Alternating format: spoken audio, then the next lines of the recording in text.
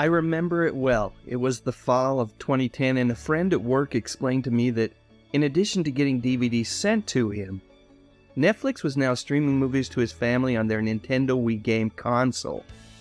I was absolutely blown away. At long last, after numerous false starts, the advent of movies on demand had finally begun. However, what I didn't know then is that more than a decade later, I wouldn't be so certain if this was a good thing or the absolute worst thing ever. And during the past few years, aided by a pandemic that caused consumers to be extremely choosy about what they see in movie theaters these days, I'm quite certain that unless we all do a 180 about face real soon, the days of going to see a motion picture in a darkened room with a bunch of strangers may go the way of the dodo bird.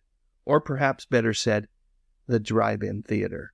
So let's dig in a bit and let me expand upon what I just said, and maybe explain why decent movies like The Flash and Elemental will continue to underperform at the box office. And by the way, folks, both of these movies deserve to be seen in theaters. Okay, here we go. With today's fast-paced world, that's the world we live in, folks, where streaming services have revolutionized how we consume media, studios face a new challenge. They must capture the attention and wallets of an increasingly discerning audience. With the shortened window between theatrical releases and availability on home screens, studios find themselves compelled to market every single movie as the best ever. That's why Warner Discovery marketed The Flash as the greatest comic book movie ever and engaged Stephen King and Tom Cruise to provide exuberant quotes that could be easily shared on all of the major social media platforms. More on that in a moment. The advent of TV streaming services has transformed the way we consume movies. There's no doubt about it. Gone are the days when the only option was to wait for a film's release on DVD or to show up on cable TV. Now viewers can access an extensive library of movies and TV shows at the click of a button. With such convenience, the urgency to watch a film in theaters has diminished. There's no denying that. Consumers are more inclined than ever to wait until a movie is available for free on their preferred streaming platform. In the past, audiences had to wait several months or sometimes, believe it or not, even years before being able to watch a movie at home. Today, that waiting period has been drastically reduced. Some studios have even started determining how quickly a movie can be streamed at home by the success that it has at the box office. If a movie underperforms during the first couple of weeks, the studio rewards those consumers who chose to stay home by announcing that if they just wait a couple more weeks, they can watch it from the convenience of their comfy couch or lazy boy recliner. And the more often that studios decide to do something that self-destructive, the sooner the end of the brick-and-mortar theater will arrive. Now, getting back to this idea that movies are now being marketed as the greatest movie ever, in this new landscape, movie theaters must navigate the challenge of convincing consumers that their film is worth the price of a theater ticket. The perceived value of a movie has become paramount.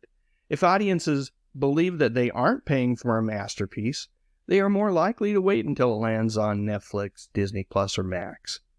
Enter the era of hyperbolic movie marketing. Studios have recognized the need to grab audiences' attention and generate excitement to counter the temptation of waiting for it to show up on a streaming platform. Consequently, they employ superlatives and grandiose statements to position their films as must-see events. Every movie becomes the best ever, the most thrilling, the ultimate cinematic experience. This hyperbole aims to create a sense of urgency, making audiences believe that they'd be missing out on something, a once-in-a-lifetime opportunity, if they didn't see that movie in theaters. You know, I remember a time when people actually went to see a movie just because it was pretty good. Didn't have to be the greatest thing ever. Anyway, getting back to social media platforms, I wanted to talk a bit about that as well. They have amplified the effect of this hyperbole. Audiences are inundated with trailers, teasers, and promotional content all designed to create a buzz around a movie. Positive word of mouth spreads quickly, with influencers and early viewers sharing their excitement online. This organic, I do say organic, buzz further strengthens the perception that a particular movie is a must-see, fueling the desire to experience it on the big screen. Sounds good, right? Except that negative buzz moves just as quickly, if not quicker. So what's the point of this video? You may be asking yourself that right now. Consider it a warning, my friends. If you care about movie theaters the way that I do, this should be a wake-up call. Yes, streaming services are great, and I will continue to subscribe.